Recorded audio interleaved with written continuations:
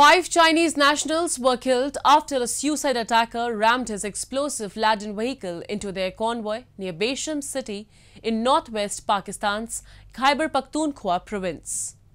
The convoy was on its way from Islamabad to Dasu, the site of a key hydroelectric dam being constructed by a Chinese company about 270 kilometers from the capital. This is the third major attack on Chinese interests in Pakistan in less than a week. Let's delve into the matter in our next report. On March 26th, a suicide bomber rammed a vehicle into a convoy of Chinese engineers in northwestern Pakistan. The engineers were en route from Islamabad to their camp at the dam construction site in Dasu in the province of Khyber Pakhtunkhwa. At least 6 people were killed, including 5 Chinese nationals. जो convoy था वो 12 गाड़ियों का convoy था। उसमें 2 बसें थी जिसमें चाइनीज़ सवार थे और एक विड्स जो थी ये जो जिसमें खुदकश बमबार था ये गया है और उस बस के साथ टकराया जिसकी वजह से वो बस खाई में गिरी है और उसमें 5 चाइनीज़ और एक कोहिस्तान से ताल्लुक़ रखने वाला ड्राइवर था जो कि फौत हो चुका है। This is the third major attack on Chinese interests in Pakistan in a week. The first 2 attacks targeted a Pakistan naval air base and a strategic port used by China in the southwest province of Balochistan, where Beijing is investing heavily in infrastructure projects. Majid Brigade of the Balochistan Liberation Army or BLA, an armed rebel group in the region, claimed responsibility for both the attacks.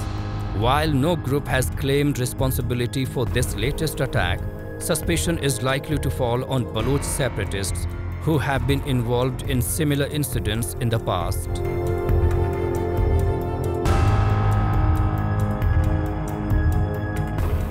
This attack is very significant because the claim from no one yet is significant because they want to it looks like it could be a subcontract job, like one organization has given the task to another organization to execute this. That could be the case as well. For instance, the BLA or any other Baloch organization could have subcontracted this to the organizations who are active in Khyber Pakhtunkhwa, like the TTP. And the TTP has conducted the execution. Chinese engineers have been working on a number of projects in Pakistan with Beijing investing over $65 billion in infrastructure works as part of the China-Pakistan Economic Corridor under Beijing's Wider Belt and Road Initiative. Despite promises of economic development, the ground reality in Balochistan paints a grim picture.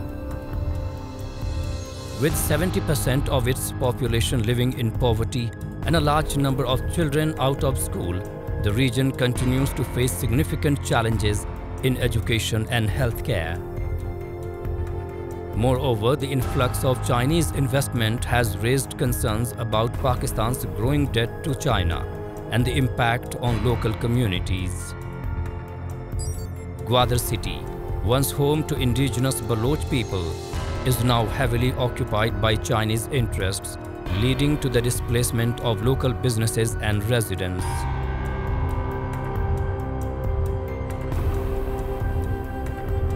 So-called developmental projects initiated by the oppressor primarily serve their own interest while offering a little to no benefit to the oppressed nation.